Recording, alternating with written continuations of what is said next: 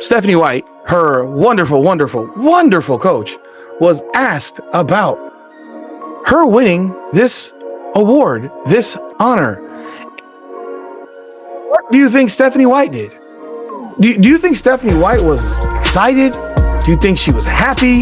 Do you think she was overjoyed by the fact that her star point guard, nonetheless, while injured, just was finally given a real honor by an organization like ESPN? Caitlin Clark. This isn't some high school talent show where everyone gets polite applause for showing up. This is primetime bright lights, big stage, and zero tolerance for coaching vendettas dressed up as discipline. While some folks are out here gripping their clipboards like sacred scrolls, the rest of us just want to watch Caitlin Clark do what she does best: dominate, entertain, and make basketball feel electric again. But sure, let's keep wasting airtime debating whether she's ready, when the only thing unprepared is a coach's ego for a player bigger than their entire playbook. Fans aren't getting antsy because they're impatient, they're getting antsy because they know exactly what they came to see. And if the person managing the substitutions can't figure that out, they'll gladly take their money to an arena that can. Meanwhile, the coach claps like she's trying to summon a genie every time Kelsey touches the ball. But let Caitlin drain a logo 3 with contact and suddenly it's like someone unplugged her reactions. It's giving serious middle school. Drama teacher energy, the kind who casts herself in the lead role. Stephanie wants the confetti, the flowers, the spotlight, but it keeps boomeranging back to Caitlin like a heat-seeking missile. And it's eating her alive, one awkward press conference at a time. Ask ChatGPT. It looked like Caitlin Clark looked like she got a little hurt towards the end there. Is there any update on her injury? No update. Just felt a little something in her groin, so we'll get it evaluated and see what happens from there.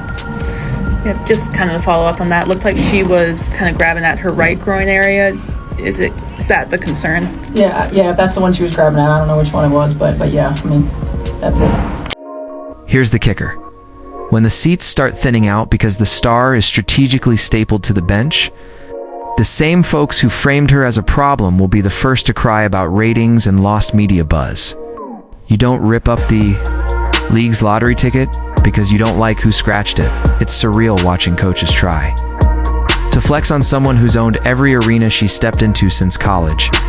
Call it adjusting to the pros if you want, but the insecurity is wafting off the sideline like burnt toast. And the crowd starts chanting, "We want Caitlin," louder than the broadcast team. Don't act blindsided.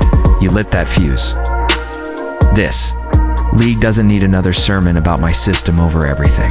It needs electricity, the kind that gets teenage boys and grandmas to flip on a WNBA game and stay past halftime.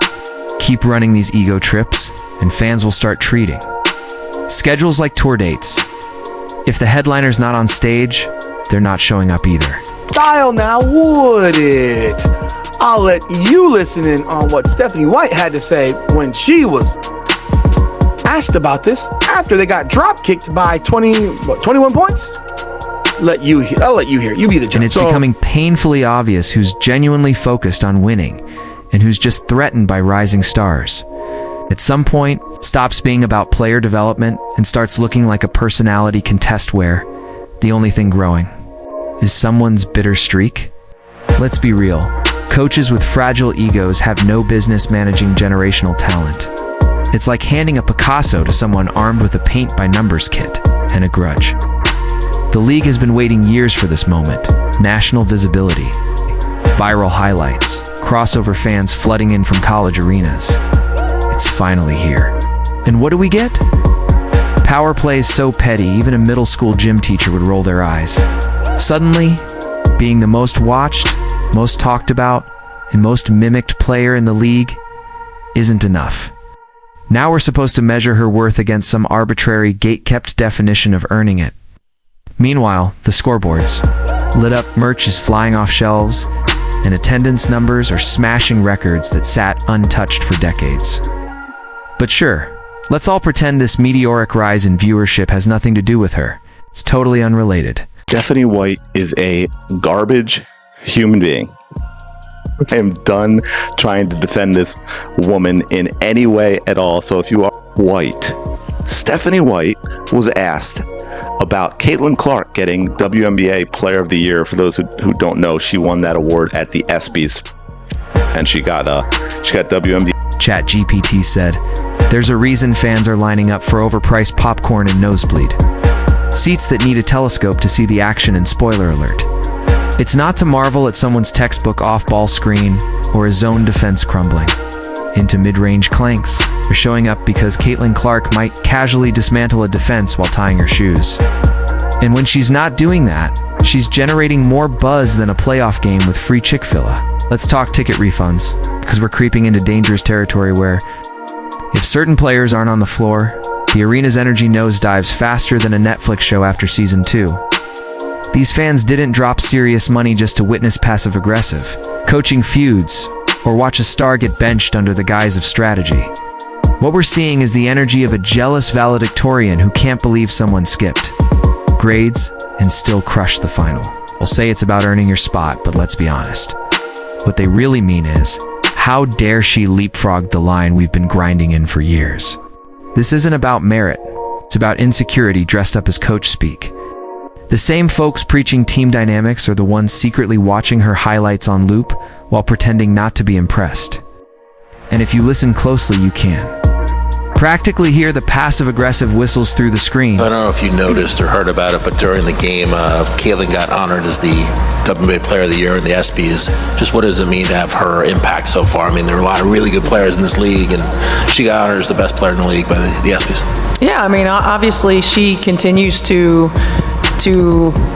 get new awards, and Caitlin is so fortunate, as well as all these guys, really. I mean, that they don't know anything any different than the WNBA. There's a reason folks are standing in line for. Here we are with coaches playing gatekeeper to some sacred old-school basketball code like.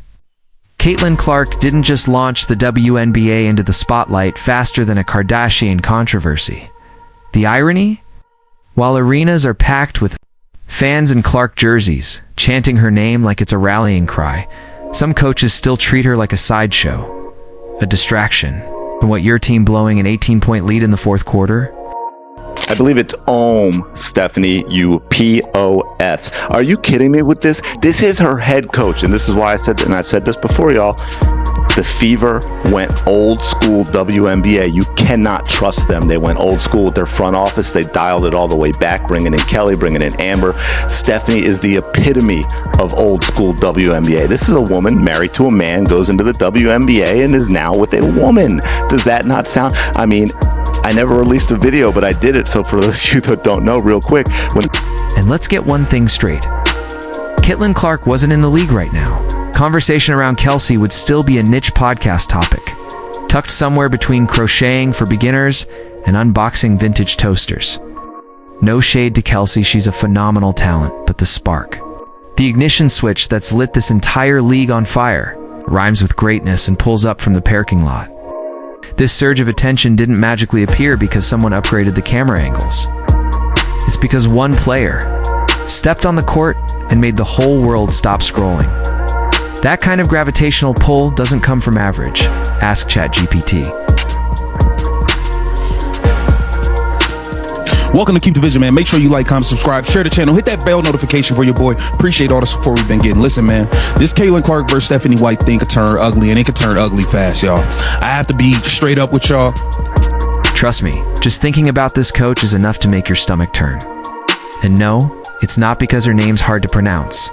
There's no silent letters, no fancy accents. It's just raw, unfiltered irritation. She's that substitute. Teacher energy, acting like she's the star of a school play nobody asked for, strutting around like she invented basketball, demanding the spotlight. While fans are left wondering how someone throwing that much shade can still stand under the stadium lights, ask ChatGPT. Content. So, we have Stephanie White addressing Caitlin Clark winning the ESPYs Women Player of the Year award. And you got to understand, Stephanie White, this is very important right here. You can shut down a lot of narratives. You can let the Indiana fan base know you do rock with Caitlin Clark, because as of right now, we don't think you do. You don't want the ball in her hands. You don't talk about her plays. You talk about everybody else except her. Hell, I've seen you talk about Paige Beckers more than Caitlin Clark, and when they played back and forth, and we the ones who won. You have a constant habit of doing this. Caitlin Clark just lit up the court, dropping buckets, breaking ankles, and apparently bruising some egos along the way. Now, WNBA fans are fired up as Stephanie White seems to be running a full court press of pettiness, not strategy. Jealousy. In motion? That's the word on the timeline. But here's the kicker. Clark doesn't flinch. Did Stephanie think we were still in 2003? Please. From questionable plays to side-eyes caught in 4K, this whole saga is messier than a missed buzzer beater. Let's unpack the drama that's got the league and its fans on fire.